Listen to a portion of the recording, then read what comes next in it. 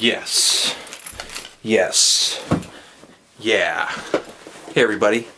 Anthony Fantano here, the internet's busiest music nerd. Feeling fresh right now. Fresh. I got my Radiohead review done, and now I'm looking forward to an entire week of badass reviews, and we're going to start Monday off with something avant. This is the new Colin Stetson album, New History Warfare, Volume 2, Judges.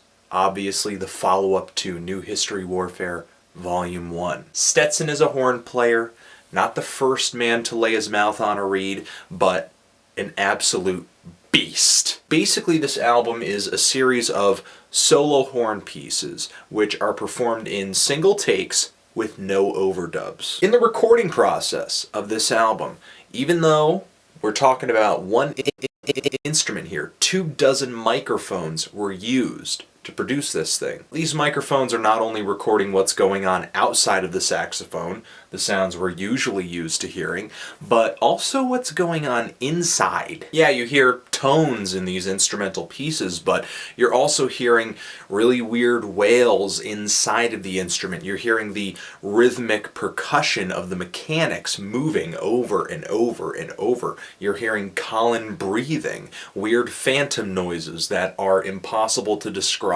And it all just does not stop.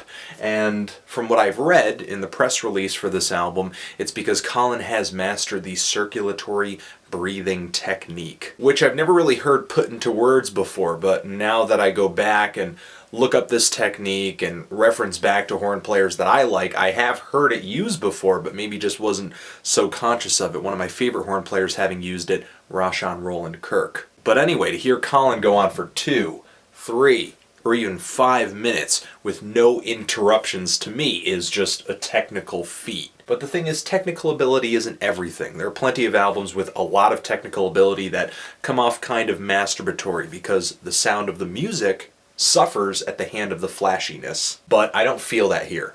Not for 1 second. Outside of Stetson's abilities here, I'm really enjoying the sounds, the production, just the quality of this album, and the music, the compositions themselves, though very repetitive, progress and evolve really nicely, really beautifully at some points. There are a lot of moments here where I'm not even thinking of this music as horn music. The combination of really warm tones, the repetition, the percussion that you're hearing from the inner workings of the sax are mixed together so well it sounds like electronic music to me.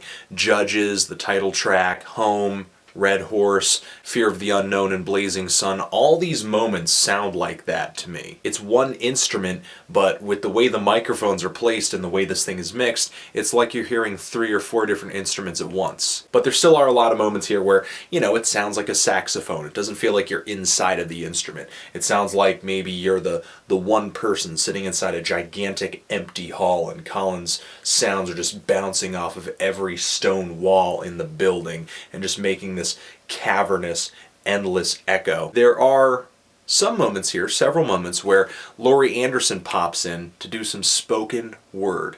Laurie freaking Anderson. Shara Warden, or My Brightest Diamond, shows up and does some vocals too on here on the track Lord, I Just Can't Keep From Crying Sometimes. Really pained and soulful on that thing as Colin plays these non-stop ominous drones in the background. It's really eerie. My one gripe about this LP is that some of the tracks here do meander a little bit after a lot of listens, and eventually the technical sexiness of this album does wear off. But the songs, or the melodies, the chord progressions, the sax runs, just the compositions that Colin puts together on here reveal themselves. Some are more stunning than others, but they're all pretty beautiful to observe. But if you're looking for an album that will take all of your preconceived notions of the saxophone and horn playing and burn them to the ground and then rebuild a new joyous city where anything is possible,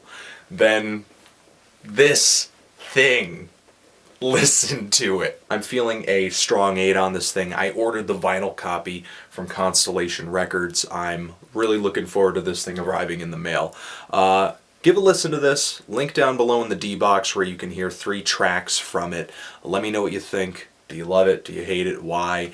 Do you think, in fact, that this is a little masturbatory, maybe a little too indulgent, or did it kind of blow your mind like it did mine? Let me know what you think I should review next, and one final thing I want to say before I close out this review is, you know what, just thanks for watching. Thanks for commenting.